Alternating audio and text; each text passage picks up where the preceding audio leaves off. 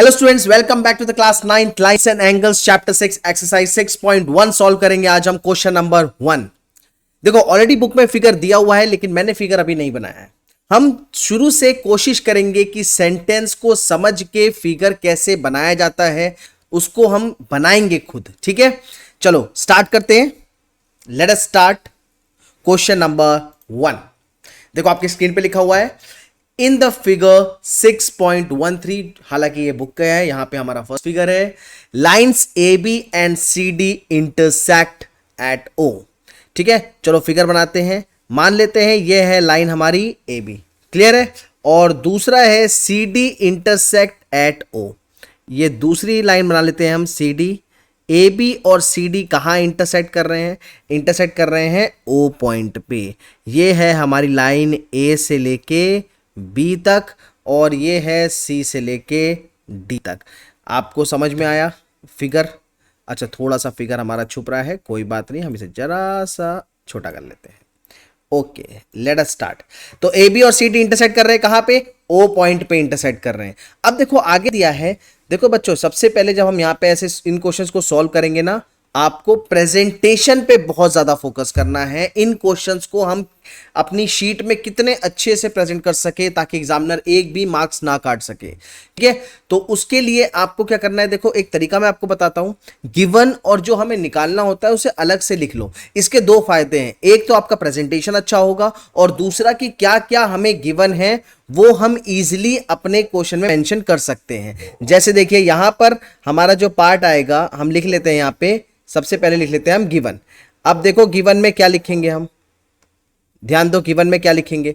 देखो गिवन में हम लिखेंगे पहले angle AOC plus BOE 70 degree दिया है। ठीक है, अच्छा बीओई भी है तो फिगर में हमें बीओई भी बनाना पड़ेगा। तो देखो आपके बुक में फिगर गिवन है, हम यहाँ पे बीओई भी बना लेते हैं इस तरीके से। ये हो गया हमारा बीओई। ठीक है, अब हमें दिया हुआ है एंगल एओसी और बीओई मिला के 70 डिग्री है। ठीक है, तो ये हम गिवन में लिखेंगे angle AOC plus angle BOE is equal to 70 degree. ध्यान रहे ये मैं आपको एक प्रेजेंटेशन प्लस एक बार हम जब क्वेश्चन पढ़ते हैं तो वो उसको लिखते हैं तो हम उसको वो ज्यादा अच्छे से माइंड में बैठ जाता है कि इसे ऐसे इस तरीके से सॉल्व करना है। ये चीज हमें गिवन है। ठीक है, फिगर देख के तो हमें एंगल एओसी प्लस बीओई दिया हुआ है 70 डिग्री। ठीक है, और दूसरी चीज जो हमें गिवन है वो है एंगल बीओडी 40 डिग्री। अब देखो एंगल बीओडी मींस ये वाला एंगल हमें 40 डिग्री गिवन है, तो यहां पे हम लिख लेते हैं angle BOD is equal to 40 degree. देखो दो चीजें हमें गिवन है वो हमने मेंशन कर दी। अब हम लिखेंगे टू फाइंड। अगर प्रूफ करना होता है तो टू प्रूफ आता है, वरना टू फाइंड। ठीक है, क्या प्रूफ कर, देखो क्या फाइंड करना है, देखो हमें फाइंड करना है angle BOE and reflex angle COE. तो हम यहां पे लिख लेते हैं angle BOE is equal to question mark, क्योंकि हम फाइंड करने जा रहे हैं, और फिर लिख लेंगे हम रिफ्लेक्स एंगल सीओई। अच्छा बेटा, रिफ्लेक्स का मतलब क्या होता है ये भी मैं आपको बताऊंगा अभी। चलिए अब हम बात करेंगे सॉल्यूशन की।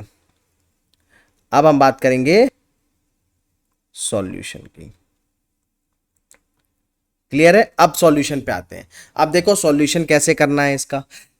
सबसे पहले एओसी और बीओई हमें 70 डिग्री गिवन है, क्लियर है, और एंगल बीओडी हमें 40 डिग्री गिवन है। आप देखो कि एंगल बीओडी, आप देखो angle BOD should be equal to angle AOC. ये एंगल इस एंगल के बराबर होगा 40 डिग्री। क्या कोई बता सकता है क्यों होगा? कोई बता सकता है क्यों होगा? आपको आपके मन में आ चुका होगा और जो मैं कहना चाह रहा हूं, और वो क्या है? वो है वर्टिकली अपोजिट एंगल। समझ में आया क्या है ये? Vertically opposite angle, vertically opposite angles, clear है? तो ये कितना हो गया? Angle BOD is equals to angle AOC is equals to 40 degree. यहां पे आप इक्वल्स टू 40 डिग्री भी लिख लो। Angle AOC is equals to 40 degree.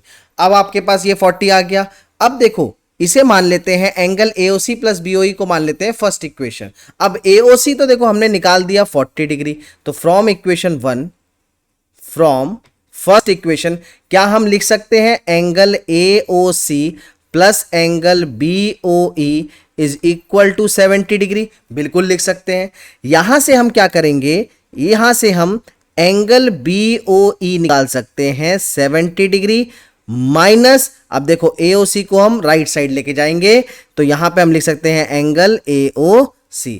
अब एंगल AOC कितना है बेटा, देखो यहां पे हम लिख सकते हैं angle BOE is equal to 70 degree minus angle AOC that is 40 degree. तो हमारा यहां पे एंगल BOE कितना आएगा, देखो बेटा एंगल BOE आएगा 30 डिग्री। तो हमारा यहाँ पे फर्स्ट पार्ट एंगल BOE जो हमें निकालना था वो हमने निकाल दिया है, ये आ गया हमारा 30 डिग्री। तो एंगल BOE तो आप निकाल दिया। अब हमें निकालना है COE, ठीक है। अब COE निकालने के लिए देखो क्या करना पड़ेगा, हम यहां लिख सकते हैं नाउ, ठीक है, हम यहां लिखेंगे नाउ। अब देखो AOB is a straight line, AOB is a straight line और स्ट्रेट लाइन का एंगल होता है 180 डिग्री, ठीक है। तो मतलब यहां पे जो तीन एंगल बन रहे हैं AOC, COE और BOE, ये तीनों मिला के कितने होने चाहिए, 180 डिग्री होने चाहिए। दो हमें पता है, तीसरा हम निकाल लेंगे, ठीक है, क्योंकि हम पहले रिफ्लेक्स निकालने के लिए हम पहले COE निकाल रहे हैं। क्लियर है, तो इसे मैं यहां पे कर लेता हूं। अब देखो, तो हम यहां से लिख सकते हैं angle AOC plus angle COE plus angle BOE is equal to 180 degree, ठीक है। स्ट्रेट लाइन का एंगल का सम जिसे हम लीनियर पेयर भी कहते हैं। अब एंगल AOC कितना है, 40 डिग्री, प्लस एंगल COE हमें फाइंड करना है और प्लस एंगल BOE हमें कितना निकाला है अभी 30 degree is equals to 180 degree. तो यहां से हम एंगल COE फाइंड कर सकते हैं, कितना आएगा 180 डिग्री माइनस, अब देखो 180 डिग्री माइनस 40 प्लस 30 70, तो ये आ गया 70 डिग्री। तो ये हो जाएगा हमारा angle COE is equal to 180 minus 70 is 110 degree. तो अब देखो हमें COE निकालने का क्या फायदा हुआ, अब आपको निकालना है रिफ्लेक्स। सो हम यहां पे लिखेंगे so reflex angle COE is equal to, अब देखो रिफ्लेक्स COE का मतलब क्या हुआ, 360 डिग्री माइनस एंगल COE। तो 360 में से माइनस कर दो, माइनस 110 डिग्री, ठीक है। 360 में से 110 डिग्री माइनस कर दो तो ये कितना आएगा, देखो 0 6 1 गया 5 3 1 गया 2 250 डिग्री इज आवर आंसर। तो ये हो गया हमारा रिफ्लेक्स एंगल COE। तो ये आ गया हमारा आंसर दैट इज 250 डिग्री। अब मैं आपको समझा दूं रिफ्लेक्स क्या होता है।